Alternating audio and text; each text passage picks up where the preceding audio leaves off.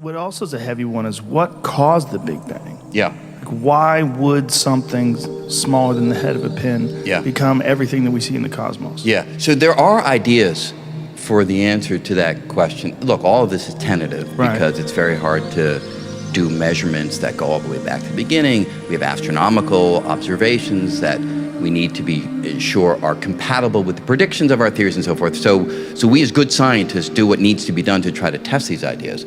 But the idea that I think most physicists or cosmologists buy into at the moment is that gravity can have two manifestations.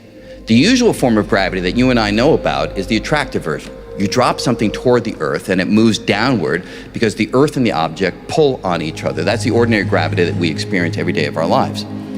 But Einstein's equations actually allow gravity to also be repulsive. It can push outward as opposed to just pulling inward. And this is something that we have never experienced because the gravity created by a rocky object like the Earth is always the attractive variety. The gravity created by the sun, again, a compact object, is always the attractive variety. But Einstein's math shows that if you don't have a rocky object that's isolated in space, but rather energy that is uniformly spread through a region of space, that kind of entity yields repulsive gravity.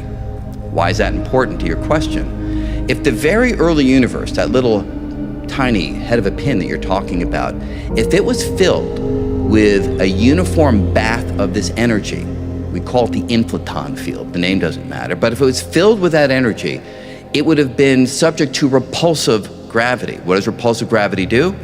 Pushes everything apart, causes everything to rush outward. So the bang of the Big Bang may have been a spark of repulsive gravity operating with a tiny region of space that pushed everything apart. And this concept of repulsive gravity is just theoretical? Have we observed any sort of element in the universe that...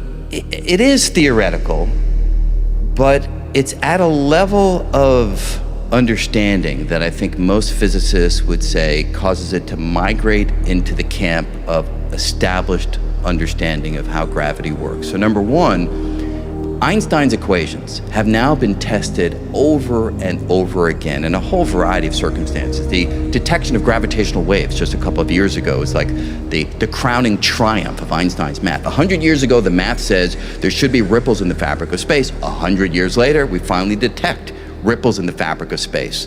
So we are very comfortable with any prediction that comes out of Einstein's mathematics. And right in the mathematics is the prediction of what I was just describing. You've got uniform energy in a region, repulsive gravity.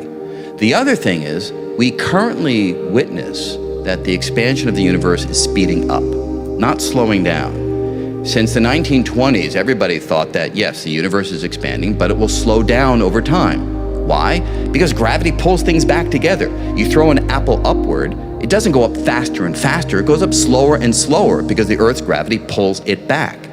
Everybody thought that would apply to the universe as a whole. It's expanding, but expanding ever slower. The observations in 1998, culminated in 1998, which won the 2011 Nobel Prize, showed that the distant galaxies are moving away ever more quickly. The expansion of space is speeding up over time. It's accelerating. How do we explain that?